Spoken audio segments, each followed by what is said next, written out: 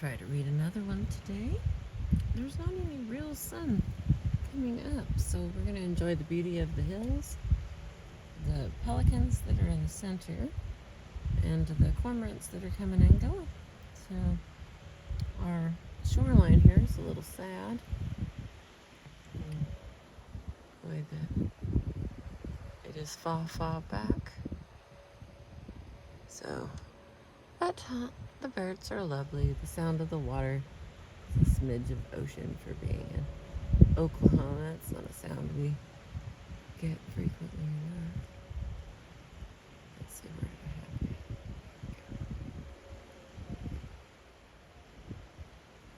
All right.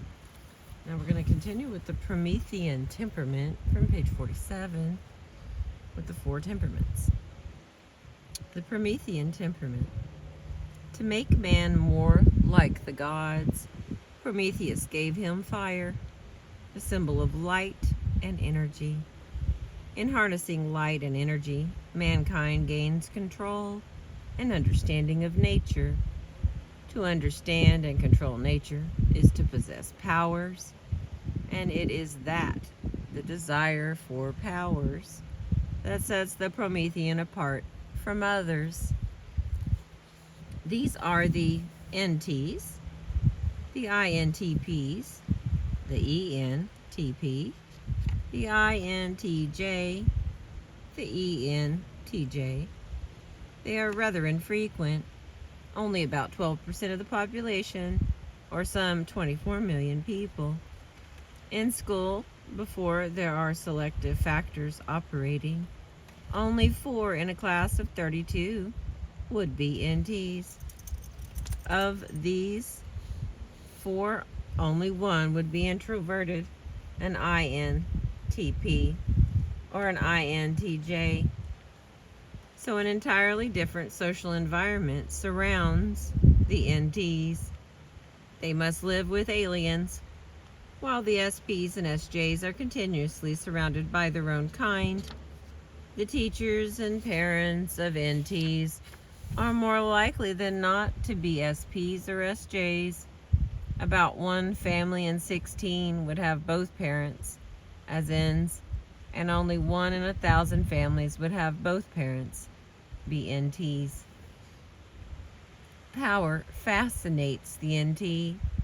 Not power over people, but power over nature. To be able to understand, control, predict, and explain realities.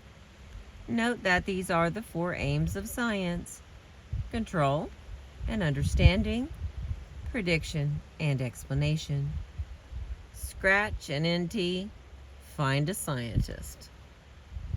These forms of power, however, are but means to an end, the end best expressed by the word competence.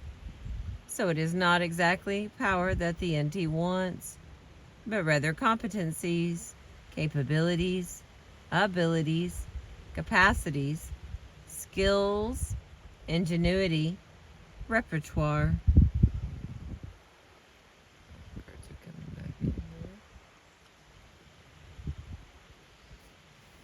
The Promethean NT loves intelligence, which means doing things well under varying circumstances. The extreme NT can even be seen as addicted to acquiring intelligence, hooked on storing up wisdom, just as Aesop's ant must store up goodies. Tell the NT that he is a fake, a liar, a cheater, lacking in responsibility and in spontaneity, and he will reflect on your criticism and reply that you may have a point there. Not that he is not perturbed or offended, for he often wonders and doubts his sense of freedom, responsibility, and authority. But tell him he is foolish, stupid, or incompetent, and discover the exact value he places on your warrant to say so. Only he can judge his capability, and he does so with ruthless self-criticism.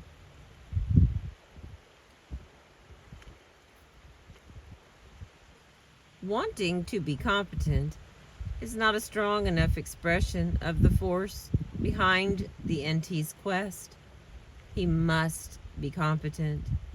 There is urgency in his desire. He can be obsessed by it and feel a compulsion to improve, as if caught in a force field. The NT's compulsion is similar in its tractor base to the SP's compulsion to perform, though different in its object. The SP must act, but has no interest in improving, though his performance becomes superb.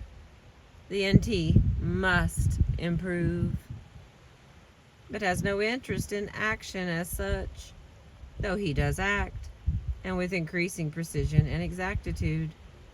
In a sense, the SP is the NT's mirror image. For the SP, ability is mere means which sets him free to perform, while for the NT, performance is only a means for enabling him to store up his beloved abilities. We've got the NT performance for means, and the N's is abilities. The SP is ability. That's what we just said. Made a little chart. Oh, there come the cormorants. Sliding across the water. In passing, we might anticipate finding that neither the SJ nor the as yet mysterious NF has more than meager concern and interest in performance and abilities, and we perhaps can understand both NF and SJ temperaments better if we notice this relative disinterest. They would seem to have other fish to fry, and may well be puzzled by the militants shown by extreme SPs and NTs. Those militant about ability or performance are just as puzzled by others' indifference. The NT is the most self-critical of all the styles. He badgers himself about his errors, taxes himself with the resolve to improve, and ruthlessly monitors his own progress. He continually checks the pulse of his skills and takes his conceptual temperature every hour on the hour. He must master understanding of all objects and events, whether human or extra-human, physical or metaphysical, in whatever domain he stakes out as his area of competency. And the more extreme the NT style, the more exacting and stringent the demand placed by the NT on himself in the acquisition of skill and knowledge. The NT must compete in whatever domain of enterprise or inquiry he chooses. He will settle for nothing less.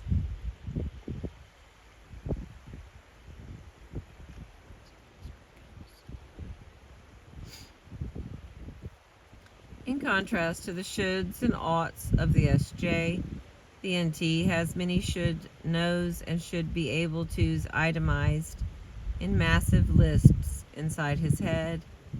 He is inclined always to accumulate more items, never deleting any. He runs a kind of bureaucracy of excellence, and thus can be a perfectionist, becoming tense and compulsive in his behavior when he comes under too much stress, constantly alert to his shortcomings, to his failures to reach perfect competency. He may greet with scorn and amusement the criticism of others concerning his powers. He may or may not express this reaction, although the extroverts are more likely to do so. But the NT is very conscious of the credentials of his critic and in what degree they license comment. Allied to this demand for competency in critics is a recalcitrant on the part of the NT.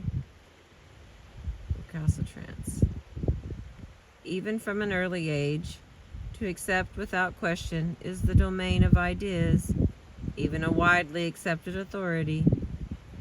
The fact that a certain person proclaims something, whatever his or her title, reputation, or credentials, leaves the NT indifferent.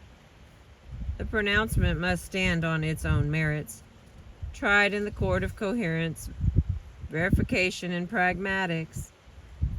I understand that Einstein said so, comments the NT, but even the best of us can err.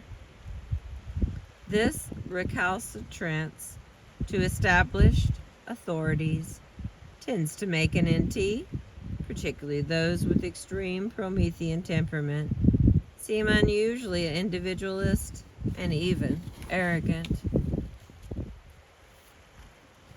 Ever since I was 12, I had been occupied with the question of the meaning of human existence. No doubt this was intensified by the cow-like drifting of the people around me. I was obsessed by the idea that there must be a scientific method for investigating the question of human existence. At 14, I discovered Shaw's Man and Superman. I realized with a shock that I was not the first human being to ask the question. From Colin Wilson, The Outsider, New York, Dell Publication Company in 1956. NTs often report, only to those they trust, that they are haunted by a sense of always being on the verge of failure. This time, surely, the necessary degree of competency will not be produced, and failure is at hand. This time, acquired knowledge will be inadequate for this issue. Constant self-doubting is the lot of the NT. Because of these doubts, the NT, particularly the NTP, may have difficulty in taking action. He can be so immobilized by self-doubts that his resolution fades. Somehow, the Promethean never believes that he knows enough or that he does what he does well enough, and he adds to this discomfort by escalating his standards of performance. What may be accepted by him as satisfactory today may tomorrow be judged as only passable.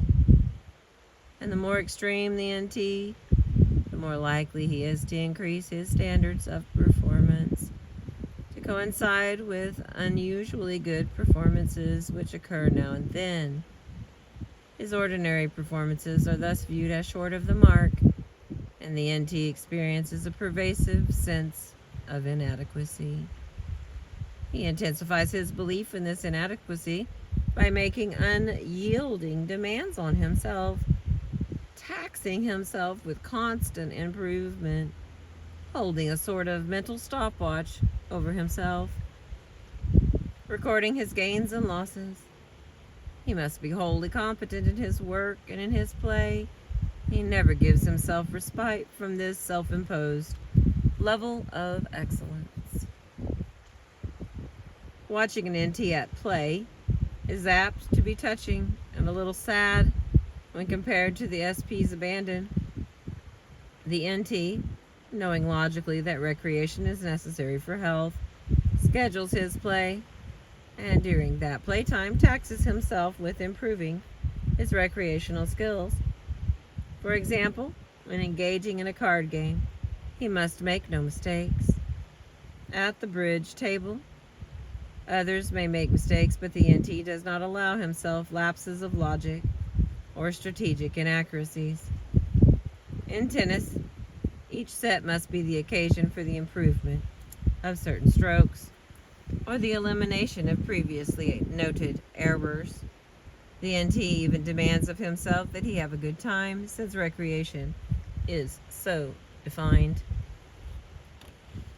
The NT may find himself sending two contradictory messages to those he contacts. The first message is that he expects very little from others, since clearly they do not know much, nor can they do much well. One way the NT sends this message is to express subtle surprise when he does find competency or comprehension in others. The NT often assumes that people cannot completely comprehend the intricacies of the ideas he discusses, and he somehow transmits this attitude. This is in contrast with the other three styles, all of whom assume to some degree that people are able to comprehend their communications. The second contradictory message the NT sends to those around him is that they are expected to at least attempt to achieve at the same exacting standard as the NT imposes on himself. And thus, neither the NT nor anyone else can live up to these standards. All are found wanting. The NT thus can be seen as unduly demanding on those around him, which in truth is often the case. An unfortunate byproduct of these two messages sent by the NT is that those around him come to feel intellectually inadequate. In time, they become defensive, withdraw, and make fewer and fewer attempts to communicate their ideas. The NT can thereby become isolated from the intellectual experiences of others, who withhold their reactions in the fear that they will be labeled stupid in the mind of the NT. Consequences of these transactions is, of course, that the NT confirms his perceptions of the trivialities in the minds of others. While this arrogance does not endear the NT to the hearts of others, it can produce documents which have had profound influence on the thinking of man. For example, Machiavelli demonstrates this stance as he instructs Lorenzo the Magnificent in the art of statesmanship, even though he, Machiavelli, is a man of humble and obscure condition. It is customary for those who wish to gain the favor of a prince to endeavor to do so by offering him gifts of those things which they hold most precious, or which they know him to take especial delight. In this way, princes are often presented with horses, arms, cloth of gold, gems, and such like ornaments worthy of their grandeur.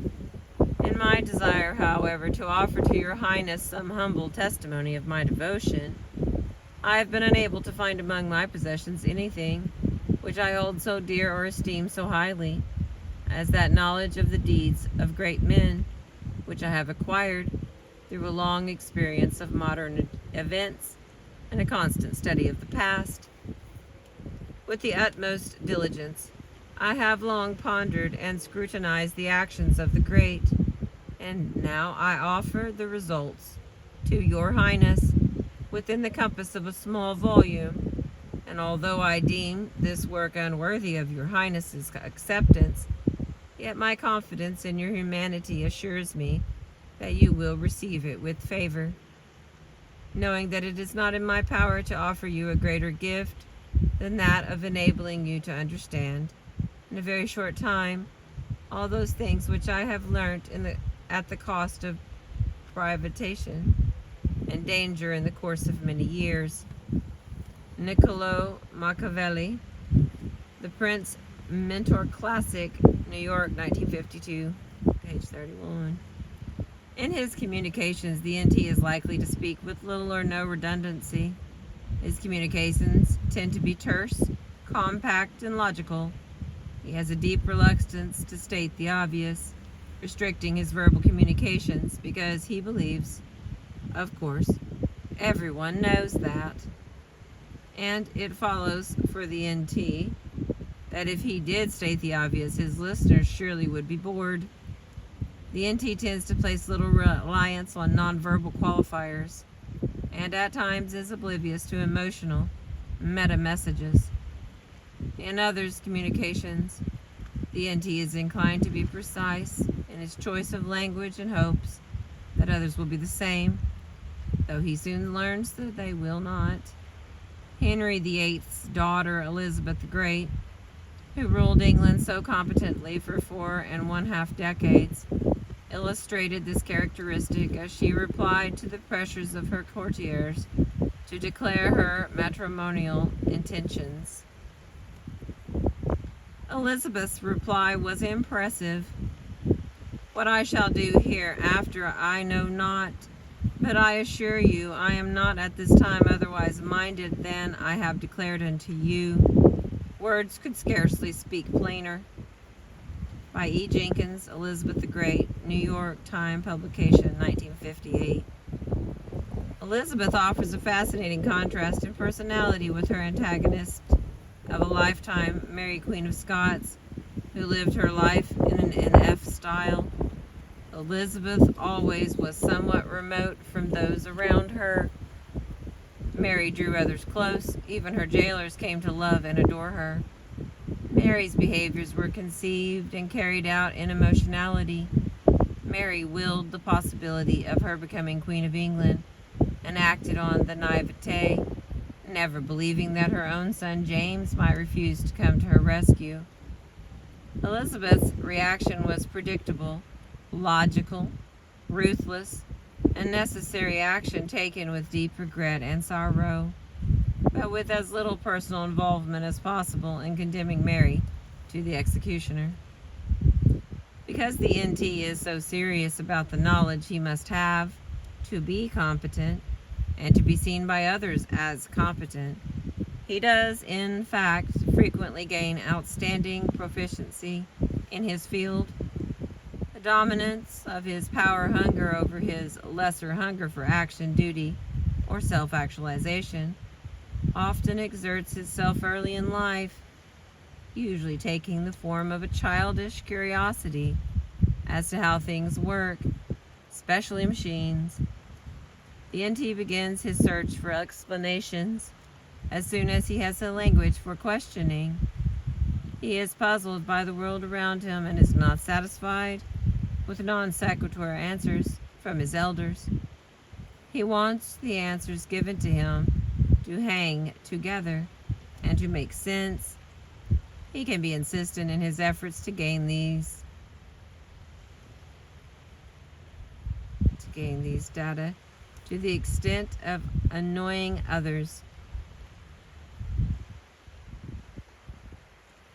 Learning for the NT is a 24-hour preoccupation, and this characteristic exerts itself early, particularly in the case of the extreme NT. Because of the NT's passion for knowing, he can develop a large repertoire of competencies by the time he finishes his formal education. His early start and his persistence enable the NT to excel above the other styles in technology. And as the intellectual ability of the NT increases, the tendency to seek the sciences, mathematics, philosophy, architecture, engineering, indeed, anything complicated and exacting, also increases. These occupations, therefore, are heavily populated by NTs. Perhaps more than any other style, the NTs live in their work. For the NT, work is work and play is work. Condemning an NT to idleness would be the worst sort of punishment. Work is done not so much to achieve a product or for the pleasure of action, but for the improvement, perfection, or proof of skill or knowledge required by the work. The NT does not have the function lust of the SP. Rather, he has through his work a law lust. He ever is searching for the whys of the universe. He ever attempts in his Promethean way to breathe the fire of understanding into whatever area he considers his domain. NTs usually enjoy developing models, exploring ideas, and building systems. They understandably are drawn to occupations which have to do with the formation and application of scientific principles. Science, technology, philosophy, mathematics and logic, design and engineering, research and development, management, manufacture, criminology, cardiology, securities analysis, all appeal to NTs. Sales and customer relations work do not hold such attraction, nor do NTs tend to gravitate toward services such as clerical work, repair maintenance, entertainment, or distribution. They can be found in high frequency in engineering and architecture, in the teaching of mathematics, sciences, and philosophy, Wherever they are, whatever they do, the NTs strive and usually succeed to perform competently. And wherever they are and whatever they do, the NTs, especially the NTJs, are compelled to rearrange the environment, either through constructing physical edifices or building institutional systems.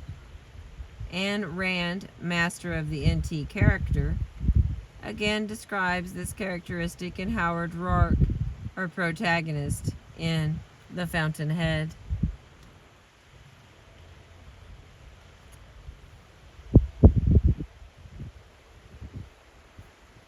He tried to consider it, but he forgot.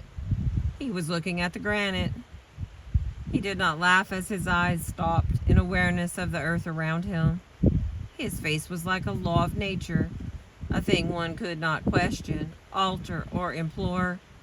It had high cheekbones over gaunt, hollow cheeks, gray eyes, cold and steady, a contemptuous mouth, shut tight, the mouth of an executioner or a saint. He looked at the granite, to be cut, he thought, and made into walls. He looked at a tree, to be split and made into rafters. He looked at a streak of rush on the stone and thought of iron ore under the ground, to be melted and to emerge as girders against the sky. These rocks, he thought, are here for me, waiting for the drill, the dynamite, and my voice, waiting to be split, ripped, pounded, reborn, waiting for the shape my hands will give to them. Ayn Rand, The Fountainhead, Signet Books, Bobbs Merrill Company, New York, 1943, pages 15 and 16. A Promethean is likely to listen attentively to new ideas, to accept changes in procedures and policies without distress, as long as the changes make sense. He wants to learn about competing ideas and is usually able to give them consideration with an open mind. The NT has an inquiring attitude and values the development of will, self-control, and intelligence. He tends to be straightforward in his dealings with others. Although others report often finding the NT cold, remote, and enigmatic, yet if an NT is asked outright his position on any issue, he is more than likely to state his ideas on the subject without equivocation. My puppy is snoring very loudly, so if you can hear him, that's what it is. That is the sound of Zorro snoring. The NT is vulnerable to the all work and no play syndrome and can easily become isolated in an ivory tower of intellectualism, seemingly cut off from the world other types find as reality. The NT is at times the eccentric genius. Einstein shuffled in the streets of New York in his bedroom slippers and communicated intelligibly with only a few. Doubtless Einstein had no regrets concerning this situation, and fortunately his work has not been lost. There always is, however, the danger that the work of NTs will be lost to others because of this tendency to communicate at levels of abstraction others find unintelligible.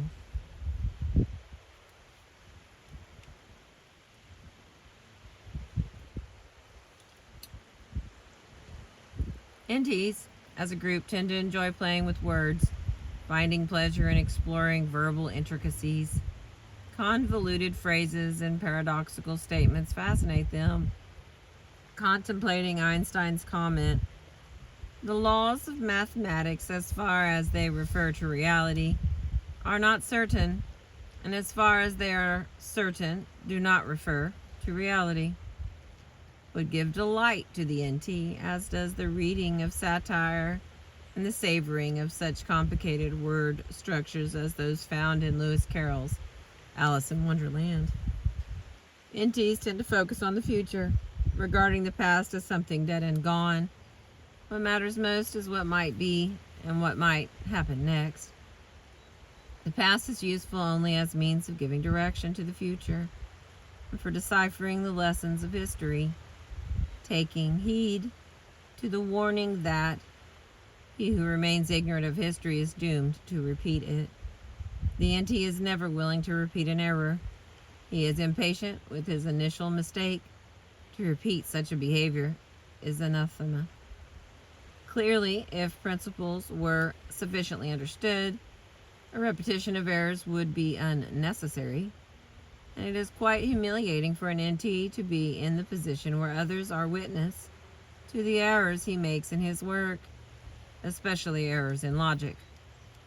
Once an NT masters a technology or a theoretical framework, he is apt to move on to other challenges, having isolated the rules which provide order and reason in his activity, and having mastered the necessary skill, whether it be work or play. The NT turns his eyes to other challenges. Always, however, he expects to improve in his competency in every subject, new or old. As the NT speculates about the possible motivations and thoughts of those he is with, trying to fit his experiences into some system he carries around in his head, he sometimes misses direct experience. He may be so occupied with trying to figure out what is happening as it is happening that he misses living the event. At times, the NT seems to stand beside instead of in the stream of life, seeming to watch bemusedly as the river flows by, a little distance, a little detached, a little uninvolved. This distancing sometimes causes the NT to make personal commitments which he later regrets. In particular, the NT whose feeling is not developed can become involved with members of the opposite sex who might be totally unsuitable as life companions. Forrester catches this tragedy as he describes his famous hero, At the Altar. This is C.S. Forrester's Hornblower and the Hotspur, Boston, Little Brown and Company from 1962, page 3 and 4. "Repeat after me," said the parson. "I, Horatio, take thee, Maria Ellen." The thought came up in Hornblower's mind that these were the last few seconds in which he could withdraw from doing something which he knew to be ill-considered. Maria was not the right woman to be his wife, even admitting that he was suitable material for marriage in any case. If he had a grain of sense, he would break off the ceremony. Even at this last moment, he would announce that he had changed his mind, and he would turn away from the altar and the parson, and from Maria, and he would leave the church a free man, to have and to hold. He was still, like an automaton, repeating the parson's words, and there was Maria beside him in the white that so little became her. She was melting with happiness. She was consumed with love for him, however misplaced that might be. He simply could not deal her a blow so cruel. "And thereto I plight thee my troth," repeated Hornblower. That settled it, he thought. Those must be the final deciding words that made the ceremony legally binding. He had made a promise, and now there was no going back on it. There was comfort in the odd thought that he had really been committed from a week back, when Maria had come into his arms sobbing out her love for him, and he had been too soft-hearted to laugh at her, and too weak, too honest, to take advantage of her with the intention of betraying her.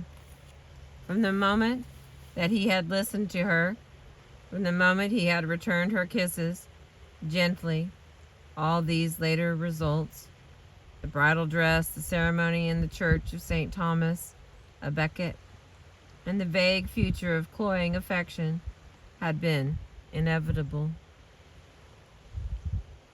At times, an NT can be quite oblivious to the emotional responses of others, and may not always be sensitive to the complexities of interpersonal relations. People report that they sometimes feel that they do not exist when they are in the presence of an NT, and they may react to this by hostile attacking comments directed to the personality of the NT. NTs generally react to these comments with bewilderment and seldom strike back. If he chooses, however, the NT is capable of biting sarcasm that can be devastating to the person at whom it is directed. And the final paragraph for this section, this topic part. The spirit of the NT is caught in the myth of Prometheus, the Greek god who created man from clay. Disappointed in his lifeless sculpture, Prometheus enlisted the help of Minerva. She carried him to heaven, where he stole fire from the will of the sun. Prometheus applied the stolen fire to the breast of man, giving him life. Prometheus paid for his theft by being nailed hard and fast in chains beneath the open sky. Grant, page 200. A greedy vulture tore at his blackened liver all day, year in, year out. And there was no end to the pain every night, while Prometheus hung bound over the cliff, exposed to cruel frost and freezing winds. His liver grew whole again. Prometheus rescued man from ignorance, even though he had to rob heaven to do so. He proclaimed the doctrine of progress for man and secured the gifts of science and technology. We're on page 57. We're reading about the 4 temperaments from the book Please Understand Me, Character and Temperament Types by David Kiersey and Marilyn Bates. Thank you for listening, watching, and spending the time with me. I appreciate you.